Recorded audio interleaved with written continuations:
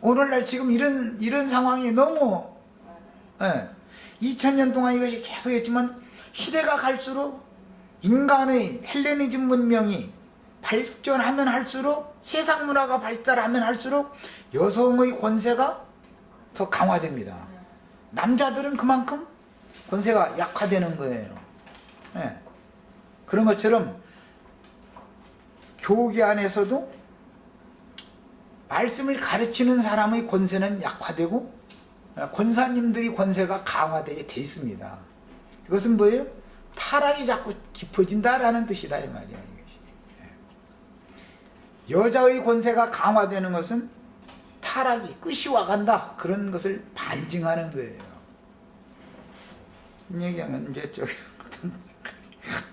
어떤 분들 같으면 나도 왕년이 말이야 여자라고 하면 질색이라고 이제 이럴까 하면서인데 나는 진리를 가르치는 얘기를 하는 것일 뿐이에요. 그렇다고 부부간에 싸우고 살라는 말을 하려는 게 아니고 여성은 여성스러워야 되고 남성은 남성스러워야 돼요. 이게 하나님이 원래 창조를 해놓은 질서예요 이것이. 그래서 귀가 가려져 가지고 바른 교훈은 거부하면서 자기의 사욕을 따를 스승을 많이 두며 어린아이들이 욕심 없는 것 같으죠? 어린아이들이 사욕 없는 것 같아요? 장난감 줘보면은 알아. 장난감 줘보면은 집건치기 앞에다 딱 갖다 놓고 제 거 내 앞에다 갖고 오려고 그러다 보니까 싸움이 나고 울고불고 하는 거예요. 어린아이는 없는 것 같지만 그렇지 않습니다. 인간의 혼의 생명의 바탕이라는 건 욕심이라고 하는 욕의 마음이 인간의 바탕인 거예요. 탐욕은 바로 우상숭배와 직결되는 원인이 되는 거예요. 탐심 우상숭배라고 신약에서 그래서 그 얘기하는 거예요. 그래서 죄와 욕의 마음이 연합하면 죄들을 낳지요. 당연히 이게 순서예요. 그러니까 이것은 우상숭배일 뿐 아니라 간음이다 이거예요. 하나님과 사람이 연합을 해서 하나님의 생명을 산출을 해야 되는데 욕심과 죄가 연합을 해가지고 죄악을 자꾸 나눠놓는다 이거예요. 그리고 그걸 자기가 난 걸 먹고 마시는 거예요. 자기가 맺은 걸 먹고 마시잖아요. 자기 수고해서 농사진 거 열매 거두다가 자기가 먹고 마시잖아요. 이 세상 사회에서도 과일도 따먹고 뭐 나락도 이게 벼다가 싸면서 먹고 다 자기 수고한 대가로 맺은 열매 먹고 사는 거예요.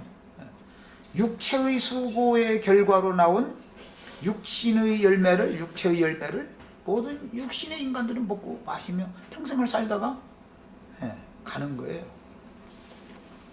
이것은 바로 하나님이 보시기에 간음 행위다 이 말이에요. 우상숭배일 뿐 아니라 이게 바로 간음이다. 그 다음에 자신들을 인도할 신은 자신들의 귀를 뚫고 채웠던 금 귀걸이 재료로 만든 금 송아지 우상이었으니 자신들을 위하여 평생도록 일만 하다가 자기들을 위하여 만들어 달라고 했죠.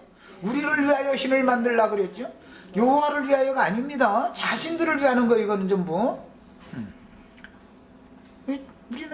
우리가 부려먹을 종이 필요하다 이 말이죠.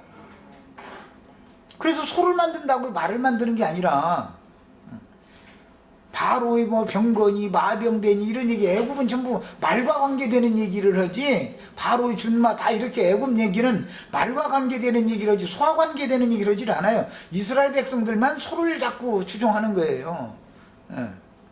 그것은 뭐냐? 우리가 마음대로 부려먹을 수 있기를 바란다 그 말이에요. 목자를 세워놓고 나서 우리가 좌지우지하고 싶다 그 말이에요. 가정에서도 남편이 아내에게 모든 권세를 맡겨버리면 아내가 가정사만 아니라 남편 자신을 주장하려고 하게 말입니다. 이게 타락이다 이거예요. 그래서 여자는 남자를 주장하거나 교회에서 가르치려고 하지 말아라 라는 게 그래서 그런 뜻에서 하는 말인 거예요. 이게 작은 말이 아니에요 이것이. 그래서 자신들을 위하여 평생토록 일만 하다가 마침내 자기들의 욕망을 채우기 위하여 잡아먹는 거, 이제 실컷 부려먹고 이제 잡아먹고 소를 마지막에는. 그래서 그 소 잡아가지고 뚱땅거리면서 이제 잔치를 벌이는 것이 상징이다. 금송아지 앞에서 먹고 마시고 뛰는다 이랬어요. 육적인 기쁨을 주려고 자신의 고기, 즉 살까지 제공해주는 신령한 송아지의 인도를 받기를 원했다, 그런 뜻입니다. 그러므로 그들은 육신에 속하고 땅에 속한 욕심을 제거하도록 위임받은 하나님의 종인 모세 외에 자신들의 요구를 들어줄 다른 종을 세우려고 스스로 금송아지 신상을 만들어 세워놓고 그 앞에서 먹고 마시며 뛰놀았으니 이것이 오늘날 소위 거룩한 기름 부음을 받았다고 자칭하는 주의 종들 앞에서 유흥을 즐기려고 악단과 가수들을 초청해서 혼을 흥기시키는 우상숭배자들의 딴따라판 집회로 나타나는 거예요. 그러니까 이런 걸 잘 아셔야 돼. 무슨 연예인이 온다더라 하면 막 그런 데 같이 몰리죠. 그 손님 끌으려고 연예인 초청해가지고 하는 거거든요. 근데 그건 다 옛날로 말하자면 그게 창기들이 하는 거거든요. 그게 뚱땅거리 장구치고 북치고 해가면서 노래 부르고 그러는 건 지금이니까 연예인이라고 참 그 명칭도 참 너무 참 좋게 잘 줘놨는데 옛날에는 게 기생들이 하는 짓이요. 그게 옛날 기생들은 실력이 상당했습니다. 시조도 할 줄 알아. 왜 양반도 흉내 거기 비율을 맞춰줘야 되니까 그 사람들이 뭐 시한 슬픈 거 대답도 해줘야 되고 뭐 다 비유 맞춰줘야 되는데 그 실력이 상당히 많았어요. 그런데 오늘날 예배당 신자들은 실력이 너무 없어. 무지하고 연예인이 와서 그냥 북치고 장구치고는 잘하죠. 요새는 뭐 그건 잘 않고 뭐 이제 트럼펫 불고 막 피아노 치고 이제 주로 이제 뭐 하고 이제 그러는데, 그런 걸 하면 그것이 영적인 것인 줄 알아도 그렇지 않습니다. 사람의 혼을 흥기시켜서 인간의 기분을 좋게 만드는 거죠. 그것은 하나의 우상숭배 집회에 대한 나타난 그 사실이에요. 그 다음에 출애굽기 32장 18절에서 산에서 내려오던 모세는 산 아래에서 노래하는 소리를 들었다고 그랬습니다.